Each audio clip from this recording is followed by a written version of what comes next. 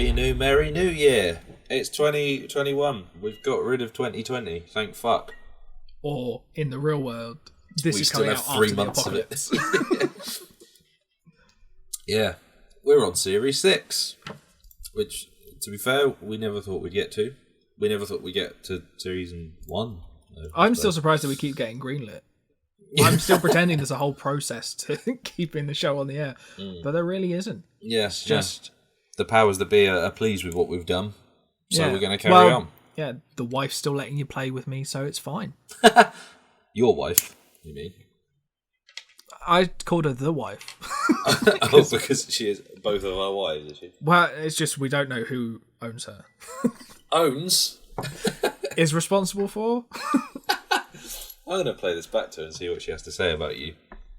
Well, you're going to have to get my half of the audio, which suddenly, weirdly, doesn't have that bit in it. Oh, never mind. Right. Here we go. What are we doing?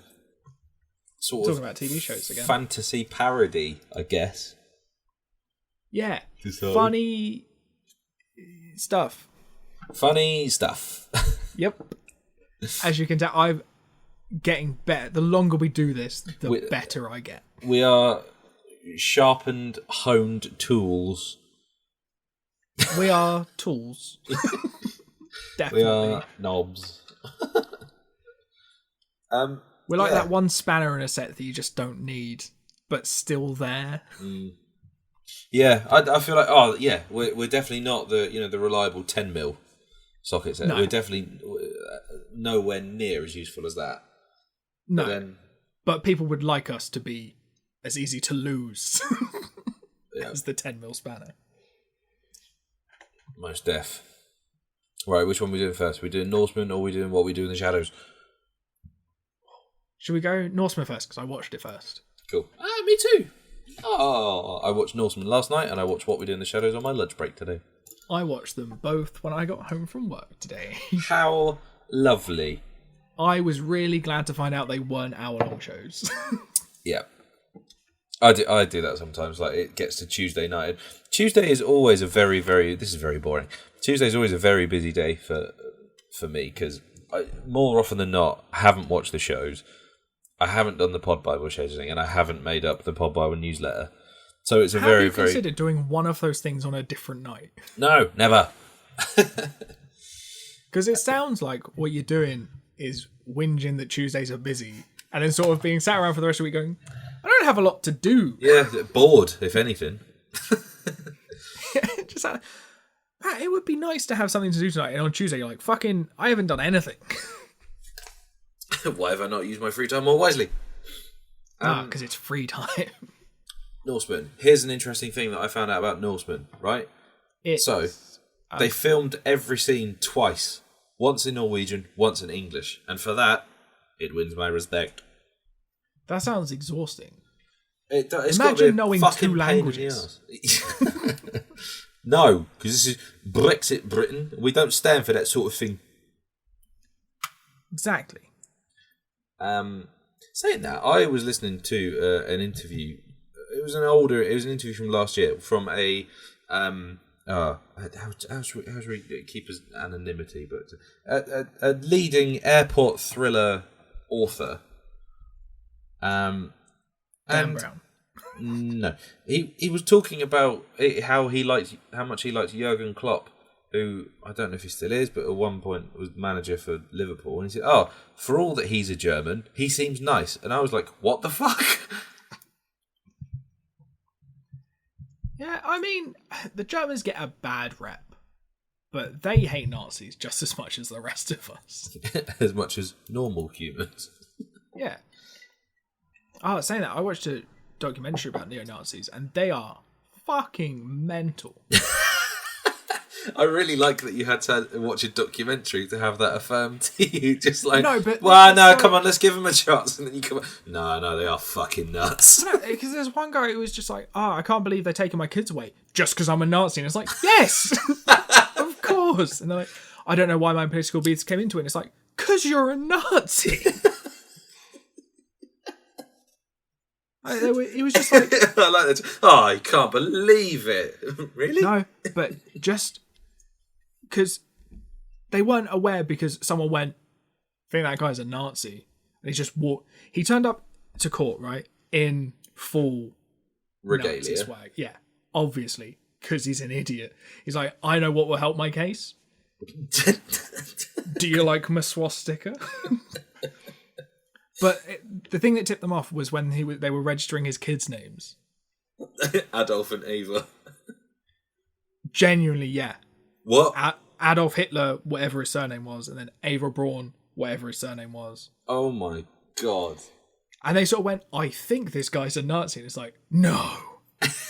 Are you sure? Jesus Christ. What, was it on Vice or something? Where was this documentary? This was I've now pushed 2 documentaries together. One, I watched a documentary about neo-Nazis, and then this other thing was about do you have to register your child's name? And it was a video on YouTube called on Today I Found Out, which is one of my favourite YouTube channels, I think. Because it's normally like I watched a video last night while I was struggling to get myself motivated to go to bed about how bad it is for you to not get enough sleep. And I was sat there like, that's so well, if I watch the end of this video, I'm not going to get 6 hours. Because apparently it's super bad for you. Yeah. Yeah, it's really not good for you at all. Yeah, apparently if you do it consistently, your brain dies. Yeah. There's a book, actually, it's quite a short novel that I meant to borrow from a friend the other day, actually. It's called Nod. And the premise is, I think it's something like the vast majority of the population just can't sleep anymore. And it's a very quick turnaround. Like in a few days, people have gone fucking nuts and start going mental and killing each other. Yeah, it's quite a dramatic thing.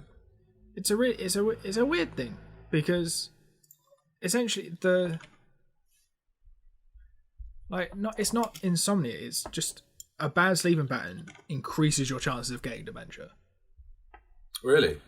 Yeah. Well, it's not a bad sleeping pattern. It's not sleeping enough. Because it means your brain can't clear. Like, there's some medical stuff that I didn't quite understand. I don't know if you can tell. But, like, when you sleep, bits of your brain shrink so that, like, cleaning fluid can get into them. It's got a name. Spinal fluid, I think, is the thing. Oh, my God. And it goes in there and it, like, cleans out all the little bits. But if you don't sleep for long enough, it doesn't get clean enough. And then your brain gets dirty. And then, it's too big and it squishes and then you die. Fuck. Sure. Yeah, here we go. Nod by Adrian Barnes. Right. So, dawn breaks and no one in the world has slept the night before. Or almost no one. A few people, perhaps 1 in 10,000, can still sleep and they've all shared the same mysterious dream. Matter of fact, after 6 days of absolute sleep deprivation, psychosis sets in. After 4 weeks, the body dies. Shit. I want to read that. Sounds good. But yeah, Norsemen. Yeah, Norsemen definitely won't help me sleep. No, I'll tell you why. It's too bloody good. Yeah, it's funny. It had I just enjoyed it. Yeah, it was great. It was perfect. It was absolutely brilliant. Because I liked I don't want to say I liked the idea of the TV show Vikings, but it just wasn't funny enough. This is it's because I was watching that when I was watching Game of Thrones. Oh, what, Vikings? Yeah, well, I watched a few episodes here and there while I was on that sort of I need a big fantasy thing hype. Yeah, and then it just didn't quite hit right when I was essentially wanted it to be Game of Thrones, but it wasn't. We did Vikings in Series 1, Episode 14 of our podcast. I know, that's about when I watched 2 or 3 episodes and went, it's just not Game of Thrones. And that would have been, season 5 or 6 of Game of Thrones? I think around sort of Battle of the Bastards sort of time. Yes, because it was 2016, 2015 we did it. Anyway. At some point in the past. Yes. That's exactly it. Vikings, it's been a show that I've wanted to get into for a long time, but like you said, like, you know, we get our massive fantasy fix from Game of Thrones, and, you know, obviously we haven't had that this year for the first year in, you know, a long time. So maybe now is the time to watch Vikings. But in the interim, they've sort of kept releasing it. Yeah, here's a half-hour comedy that's, you know, a little bit like Vikings. That, yeah, I thought it was fucking brilliant for like the Attitude thing. So, have you seen the film Midsummer with Florence Pugh and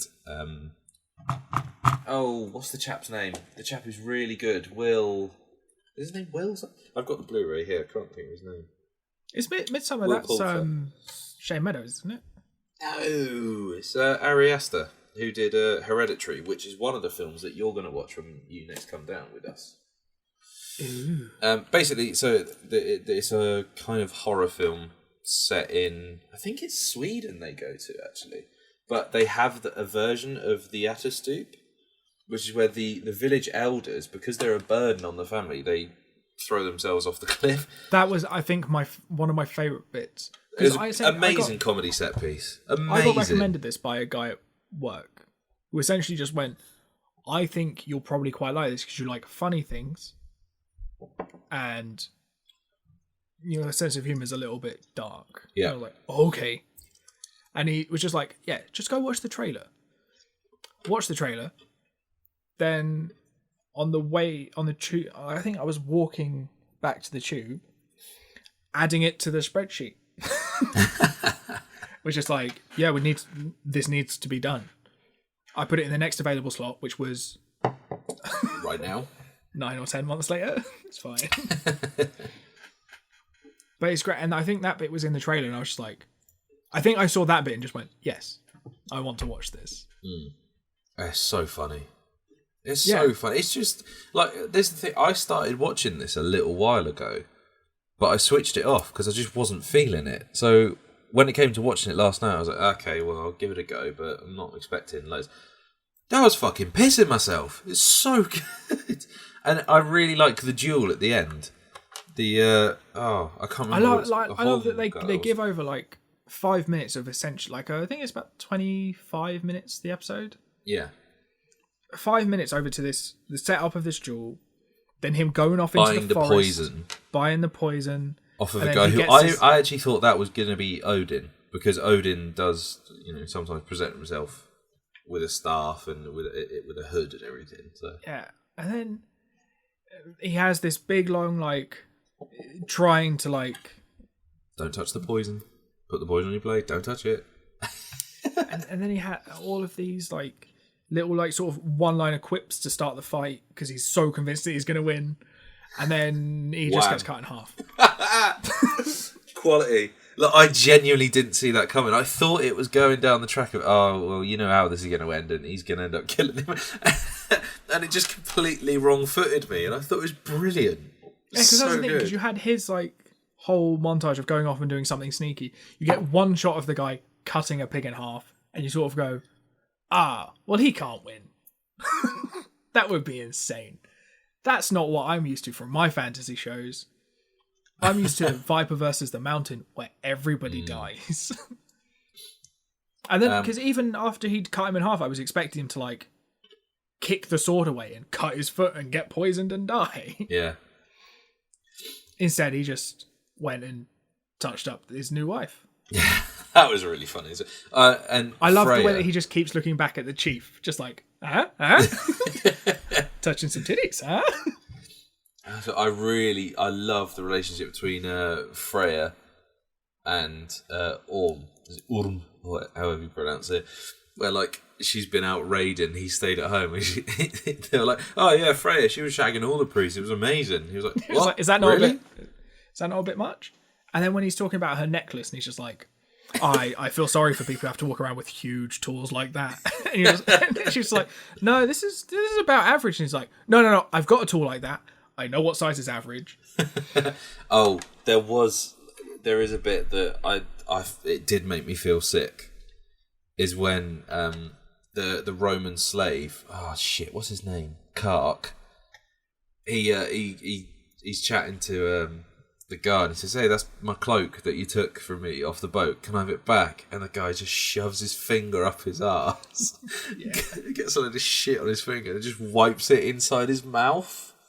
And that bit, I really did feel sick. Like, and I watch a lot of gory stuff. You know, I don't mind watching people getting cut with chainsaws and shit. But that, I was like, oh, that's disgusting.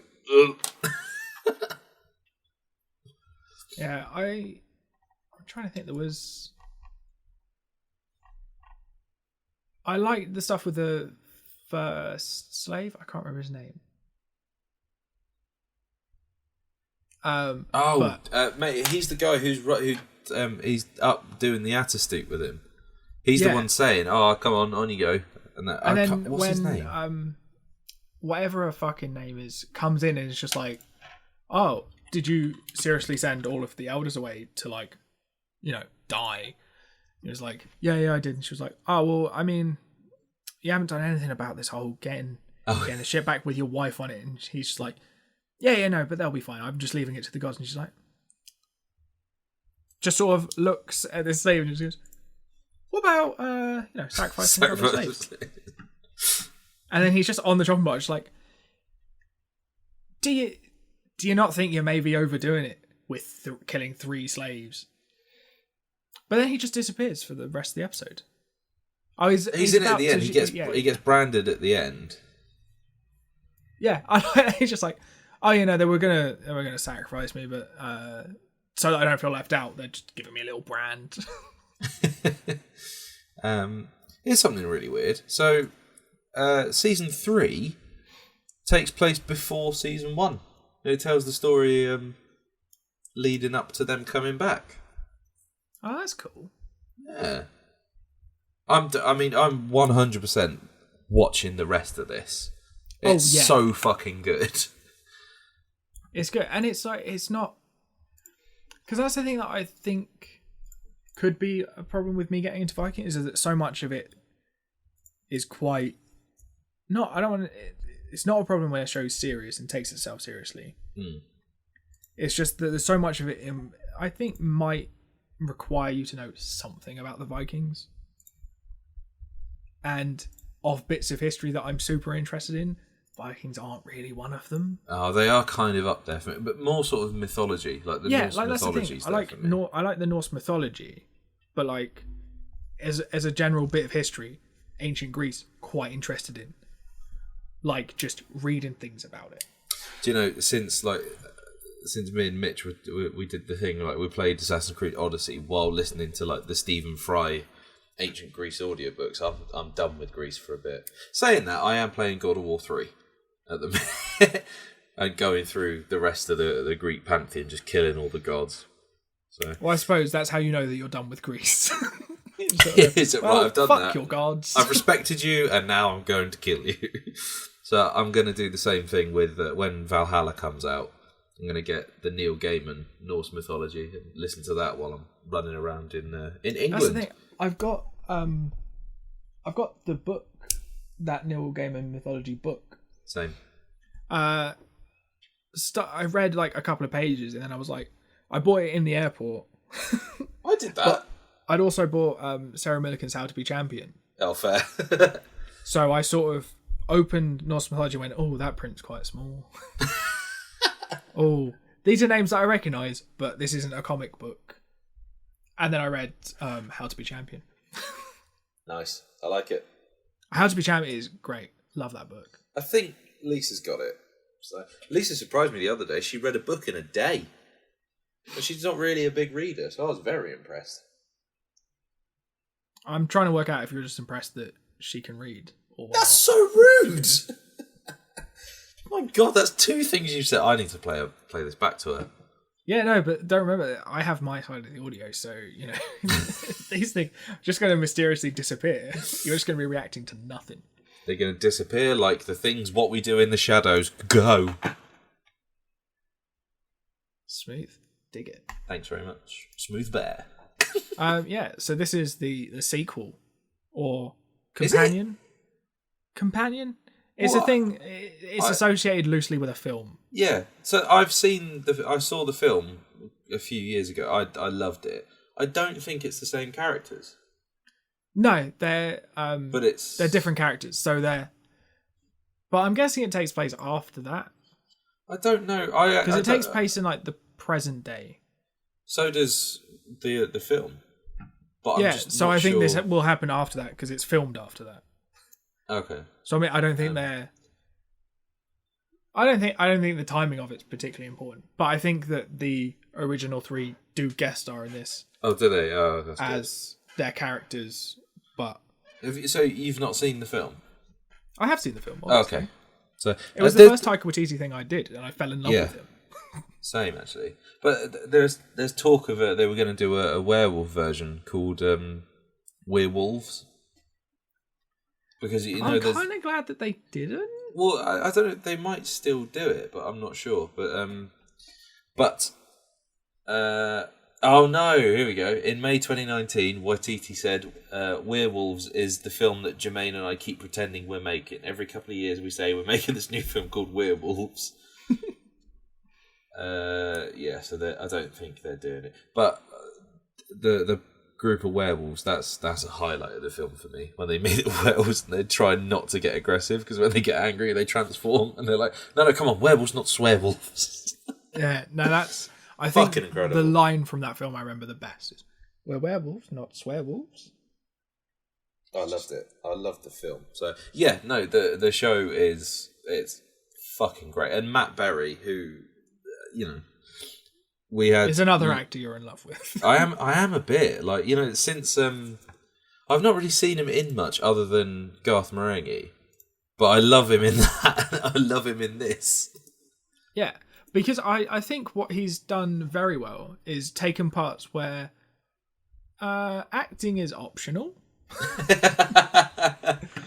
Or you can just sort of turn up and be yourself. Yeah, just do that voice. Because that's it, he's turned up and everyone else has an accent and he's just like, no. No, I'm British. Yeah, so... And it has such the same... Yeah, such the same vibe as the film does. Yeah.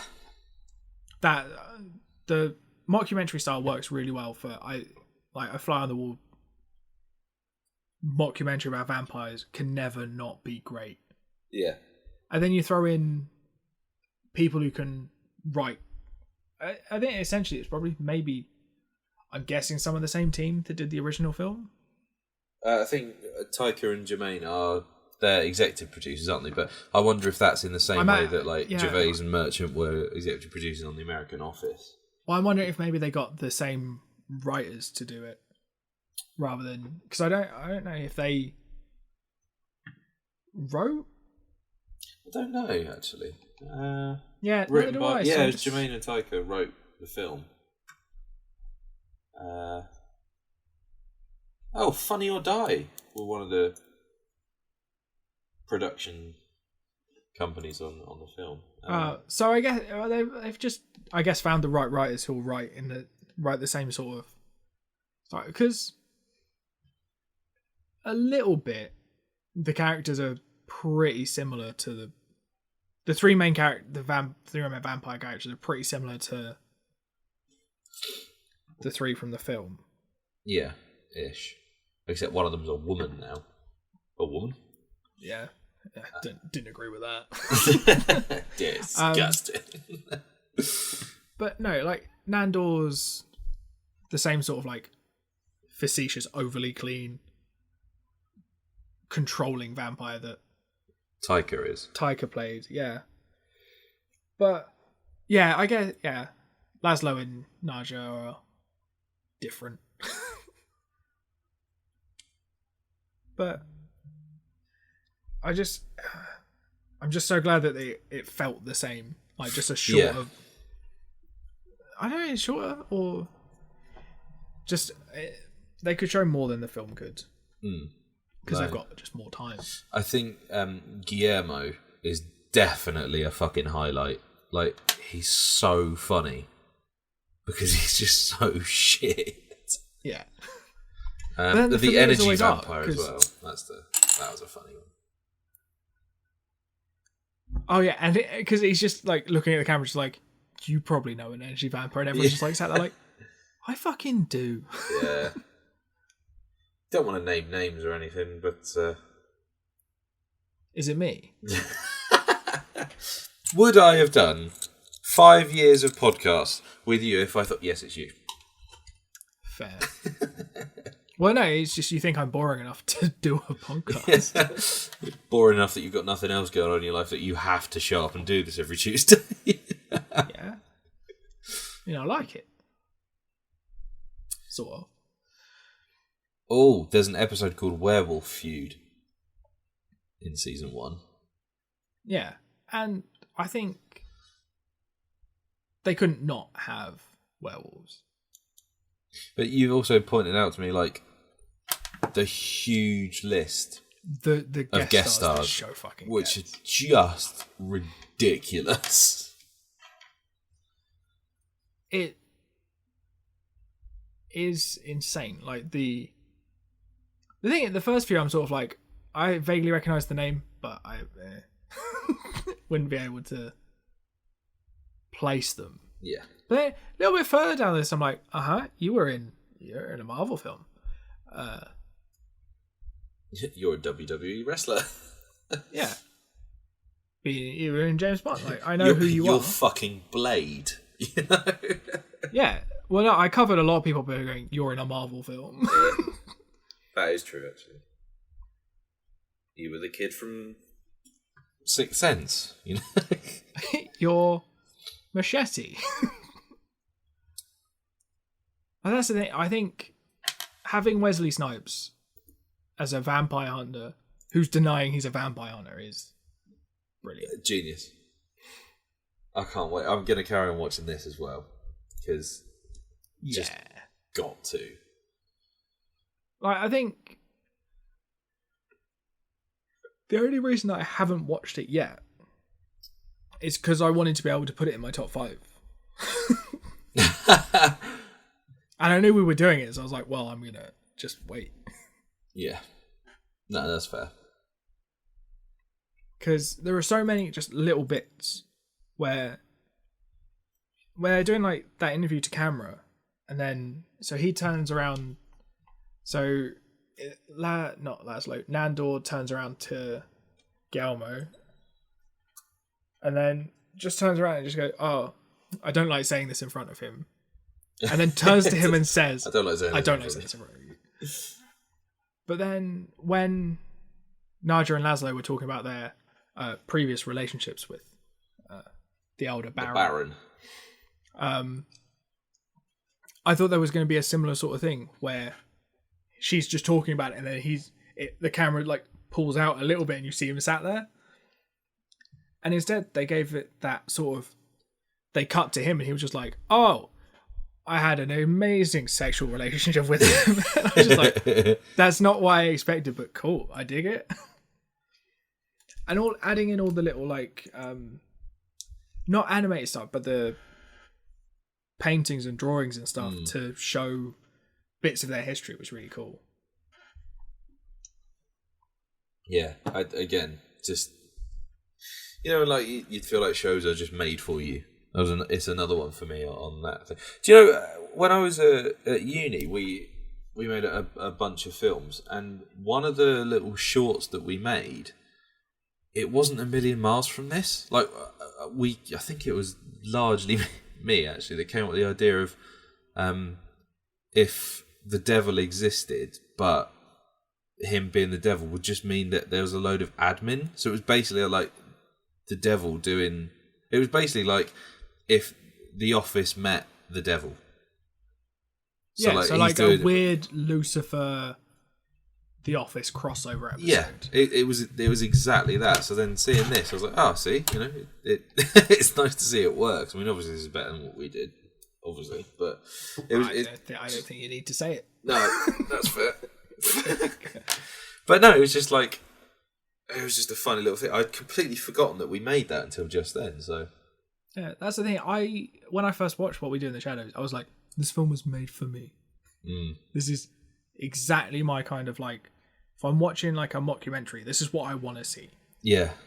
And it was I feel like I watched it fresh off the back of all the vampire films essentially just being Twilight, Yep.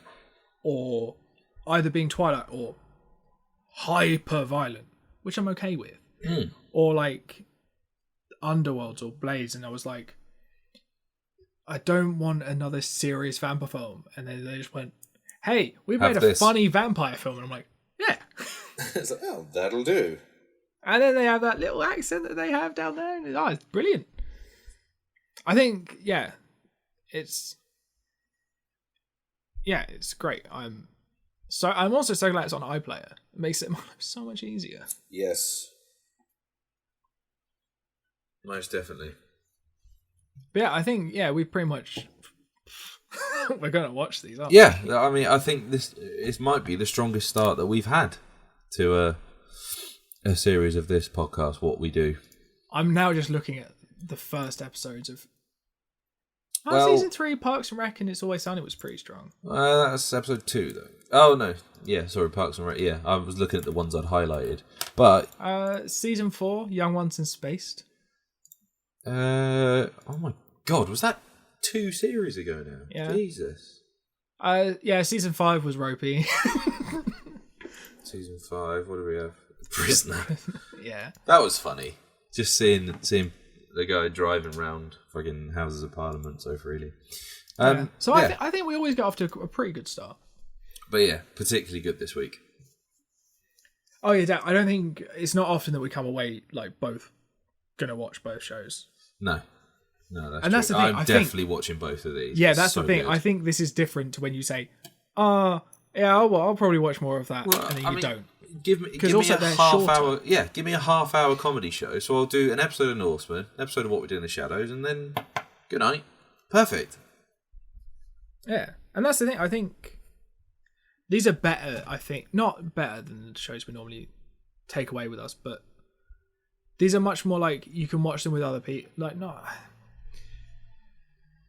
they have a broader appeal than like Channel Zero or.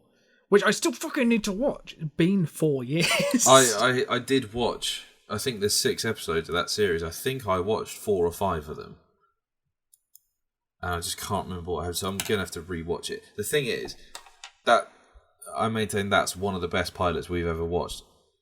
But it really, really drops off after that. That's the thing. Like, if it does, it does. It's fine. Yeah. But like... That I remember just sitting and watching that and just being like, Jesus Christ. But that's the thing, the whole episode isn't brilliant. It's that just one little scene at the end where it's just like, but you were just watching this that, and he's like, what the fuck? But so maybe it had one good scene. Did we spend money because of one scene in a TV show? Yeah, I bought the whole series because I think it was I think it was only about £4 or something. Yeah, but like, we spent money because of one scene. It's a good scene. Yeah. But yeah, so next we are doing, I will warn you on this, Lovecraft Country. You've already watched it, haven't you? I have watched the pilot and a bit of episode 2. But episode 1 is a feature-length episode. Right, so I'm watched that at the weekend.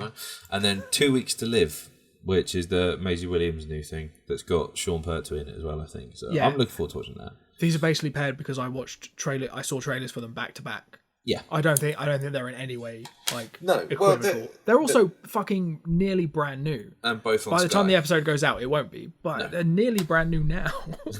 They are also both on Sky. So there's your link. Rupert Murdoch. Yeah. Right. Hand in the pockets of the rich. Go co-pilots.